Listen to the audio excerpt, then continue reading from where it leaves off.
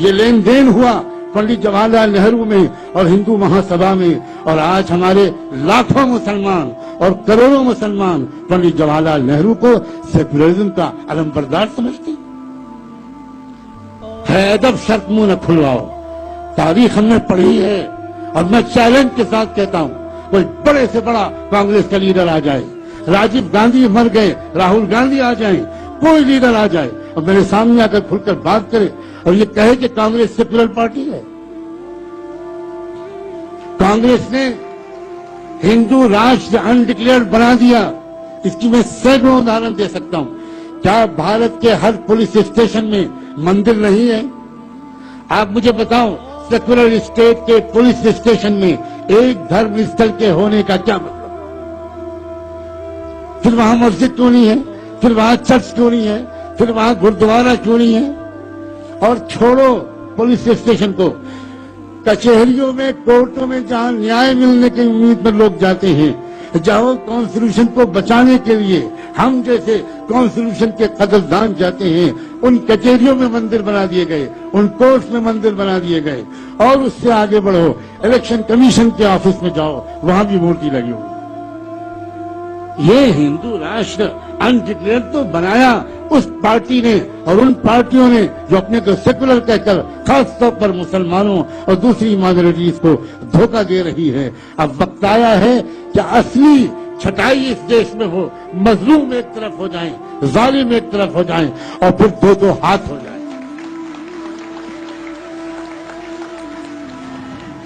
جب تک مظلوم اکٹھا نہیں ہوں گے، یہ سیکولرزم اور کمیونزم کا جھوٹا جال یہ پھاڑا نہیں جا سکتا، توڑا نہیں جا سکتا۔ اے مسلمانوں، اب اس غلطی سے نکلو۔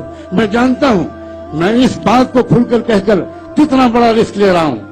مجھ پر اٹیک ہو چکے، مجھ پر ایسیسنیشن کے قاتلانہ حملے ہو چکے، میں فقیر انسان ہوں، اکیلا جاتا ہوں، مجھ پر قاتلانہ حملے ہو چکے، مجھے زہر کھلانے کی کوشش ہو چکی، اور نہ جانے کیا کیا ہو چکا۔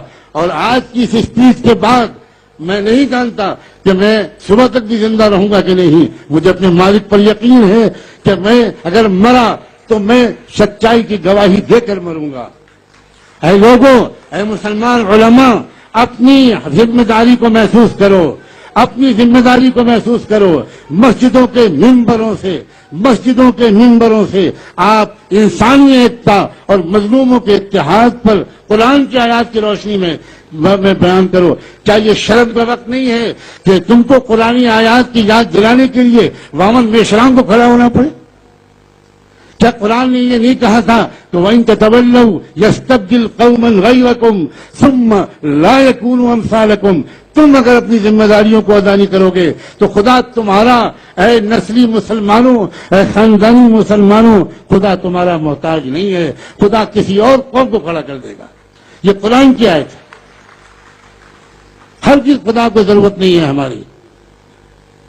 کیا یہ معمولی بات ہے کہ پچھلے ادھیویشن میں وامن میشرام نے اللہ کے رسول کی حدیث عربی ٹیکسٹ میں پڑھنے کی کوشش کی تھی اور یہ کہا تھا کہ انصر اخاک ظالما او مظلوما؟